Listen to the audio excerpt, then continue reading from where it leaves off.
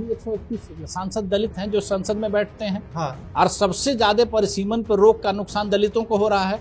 और आजकल चर्चा में भी दलित राजनीति बहुत है, सब लोग दलित राजनीति की बात कर रहे हैं। उन 131 सांसदों में से किसी एक सांसद से आप एक बात पूछ लीजिए कि आखिर परिसीमन पर रोक पे आप क्यों चुप हैं, क्योंकि उनको आरक्षण का लाभ मिलता है, उनकी सीटें फिक्स हैं। हाँ। अगर परिसीमन होता तो उनकी सीटें तो बढ़ती ना, हर बार उनको जब आरक्षण का लाभ मिलता, वो चुप्पी क्यों साधे हैं? क्योंकि उन 131 सीटों पे उन्होंने कब्जा बना करके बैठा है, बाकी सबको लिए थोड़ी वो खोला है।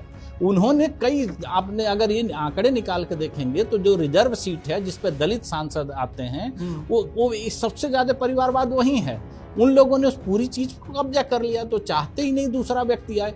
आज आप एक बात बताइए कि भारत की राजनीति में हम उस समय की बात कर रहे हैं, पहले हम मान सकते हैं कि 2001 में लोग इतने सक्रिय नहीं थे, टेक्नोलॉजी नहीं था, सोशल मीडिया नहीं था, इतना चीज। राजनीति किस तरह से आम आदमी को आंखों में धूल झोंक रही है और हम चुप्पी साधे बैठे हैं। महिला आरक्षण बिल 2023 में पास होता है, बिल्कुल, और उसकी शर्त है कि परिसीमन के बाद लागू होगा।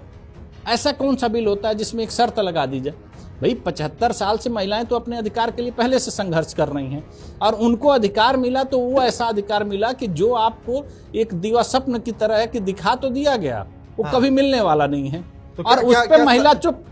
क्या सरकार की मंशा नजर आती है परिसीमन कराने को लेकर? बिल्कुल नहीं आती है, क्योंकि अगर परिसीमन कराना होता तो ये एक ऐसी प्रक्रिया है, जैसे आप अभी देख रहे हैं कि SIR की बात चल रही है। हाँ। तो SIR करने में टाइम लगता है ना, बिल्कुल, उसके लिए एक प्रक्रिया होती है, उसका नोटिफिकेशन होता है, उसका टाइम होता है, ये सब चीजें।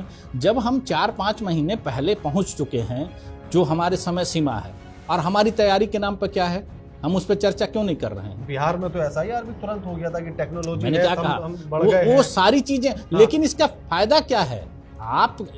हम कह रहे हैं कि वोटर आप बढ़ा रहे हैं या वोटर को करेक्ट कर रहे हैं, लेकिन वोटर चुन किसको रहा है? वोटर तो उन्हीं लोगों को चुन रहा है ना जो 1972 के आधार पे हैं। हाँ।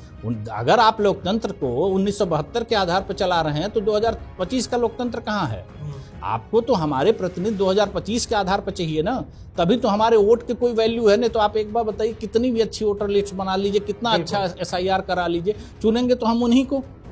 तो जब उसको, जिसको हमको चुनना है, सारी SIR प्रक्रिया किस चीज को है कि हम अपने जनप्रतिनिधियों का चुनाव उचित तरीके से कर सकें। लेकिन हमारे जनप्रतिनिधियों की संख्या उचित तरीके से हो, इसका निर्धारण कैसे होगा? वो होगा परिसीमन से, और उस पर हमने